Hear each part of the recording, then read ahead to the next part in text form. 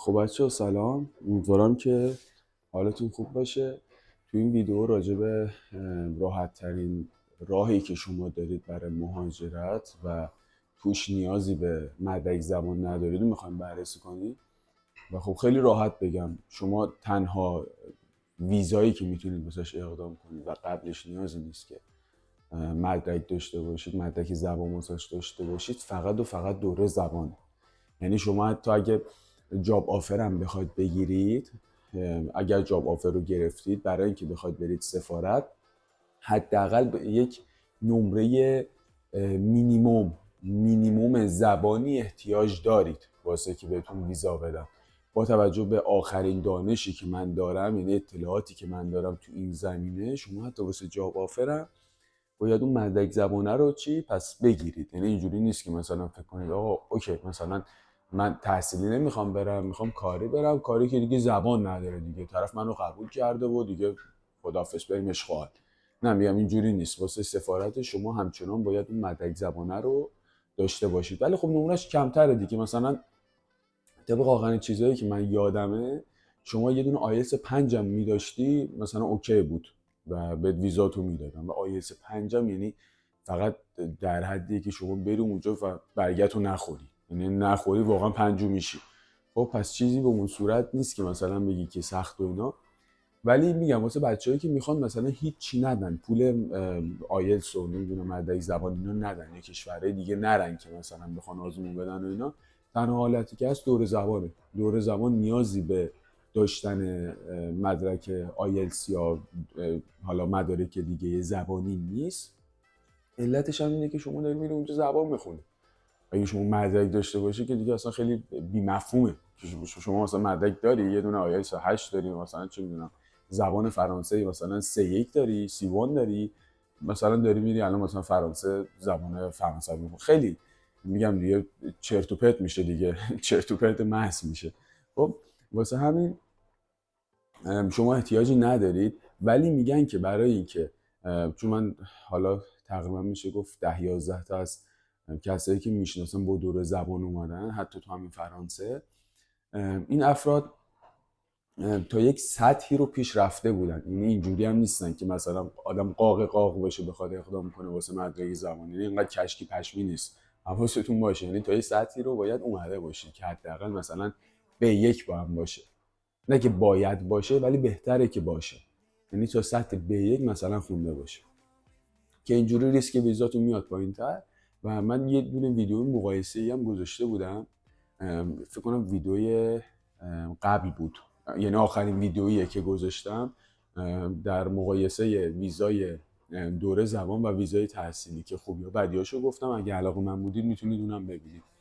ولی چیزی که هستش اینه که این دوره زبان شاید بذارید من اینو یه خود بازش بکنم که یه وقت اشتباهی پیش نیاد، یکی اشتباه بد بکنه یا مثلا یه برداشت بد داشته باشه، بخواد هیچی دیگه همینجوری بلند شه کاراشو انجام بده و تش بره حالا شکست بخوره، خدای نکرده. دور زبان شما انگلیسی قرار نیست برید تو اون کشور رو بخونید. خب اکثرا دوره های زبان و اروپا داره میده، چند تا کشور خاص داره میده، کل اروپا نیست. خب چند تا کشور خاص داره میده، مثلا مجارستان، فرانسه، حالا دو سه تا کشور دیگه. میگم یه سری کشورهای خاصن، همشون نیستن. این مورد اول. دو، اینجوری نیست که شما برید انگلیسی بخونید تازه تو مثلا فرانسه. شما باید زبان اون کشور رو بخونید. خب این یه پوینت مثبته، یه پوینت منفیه. پوینت مثبتش چیه؟ که شما دارید زبان اون کشور رو میخونی، بعد تو اون کشور بعد ویزاشو گرفتی. یعنی مثلا گفته آقا بیا تو کشور من، شما زبانتو بخون. خب یعنی از این واقعا میگن طرف با چیز افتاده تو اثر، یعنی همچین حالتیه. خب قسمت بعدش اینه که دیگه شما انگلیسی نمیخونی دیگه، یه زبانی رو قشنگ از پایه و صفر شروع کردی داری میخونی. این قسمت بعدشه. ولی میگم چیزی که هست اینه که زبان اون کشور رو باید بخونید. مثلا دوره زبان فرانسه رو شما اگه قراره تشریف بیارید، تا یه اولا که بذارید مسیرم بگیم شما میخواید واسه دوره زبان اقدام بکنید و شما هیچ چیز دیگه ای ندارید. شما مثلا آقا من مدرک زبان ندارم، مثلا چه میدونم مقاطع قبلیمو مثلا دوست ندارم ارائه بدم، یا مثلا مدرکمو آزاد نکردم، البته که واسه تحصیل تو فرانسه یا تحصیل جاهای دیگه من مدارک قبلی رو چیز بکنید ولی مثلا الان ندارید، الان هم نمیخواد بدید، بعد مدرک زبان هم ندارید. خب شما میرید تا یک سطح قابل قبولی، مثلا ما راجع به فرانسه صحبت میکنیم، زبان فرانسه رو میخونی یا ادو یا بیوان. خب این ادویی هم که دارم میگم فرانسوی شده، دارم میگم اشتباه میشه بعضی موقع، ببخشید. بیوان. خب یا ادو یا بیوانش رو شما میخونید، این میشه یک سطح معقول.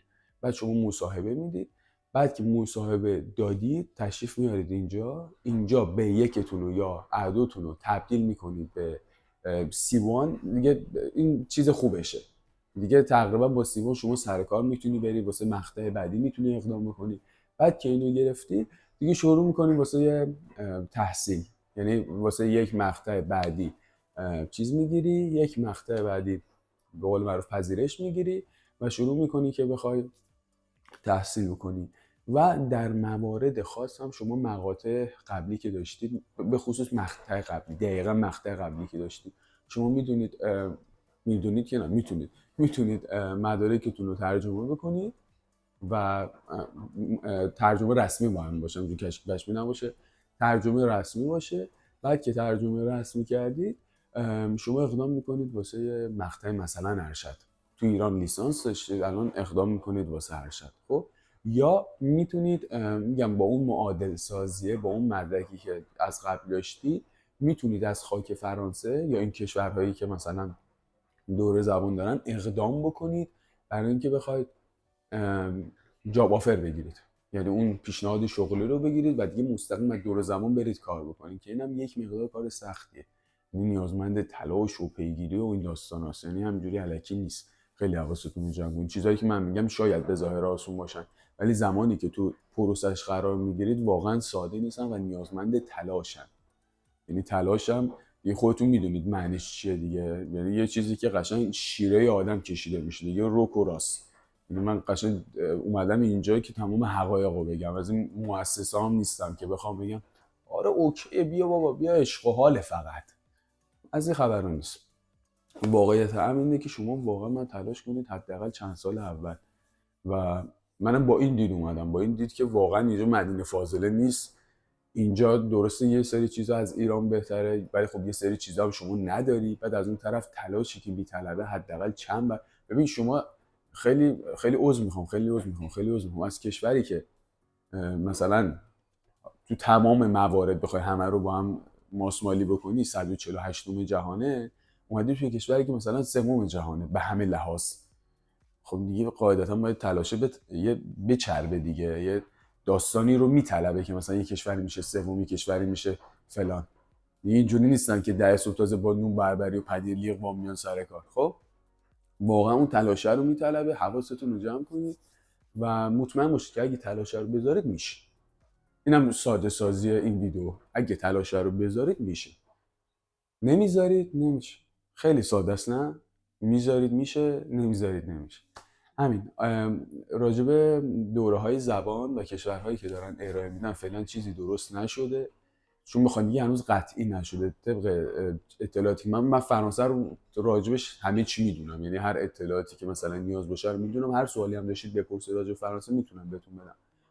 راجب مجارستان تقریبا اطلاعاتم کامله، ولی راجب کشورهای دیگه فعلا نه. اینا رو باید پرسجو بکنم، تحقیق بکنم.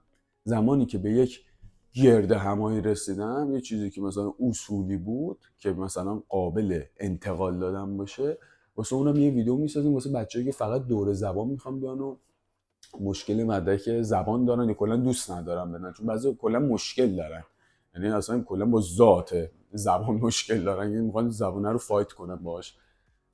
همین درست میکنم و امیدوارم که واقعا مثمر ثمر واقع بشه. و میگم فقط دوره زمان تنها مشکلی که داره هم بحث مصاحبه سفارتشه دیگه، چون میگم یک مقدار ریسکیه، ویزای ریسکیه و خیلی باید حواستون جمع باشه. ولی خب اگه مصاحبه خوبی بدید مشکلی نخواهید داشت، یعنی مصاحبه رو باید قوی قشنگ از این حالته که طرف بگه بابا این باید چاخان بکنید دیگه، واقعیت باید چاخان بکنید، ولی چاخانی بکنید که خودتونم باورتون شه. همین. امیدوارم که موفق باشید و اینکه میبینم بهتون ویدیو بعدی. مخلص.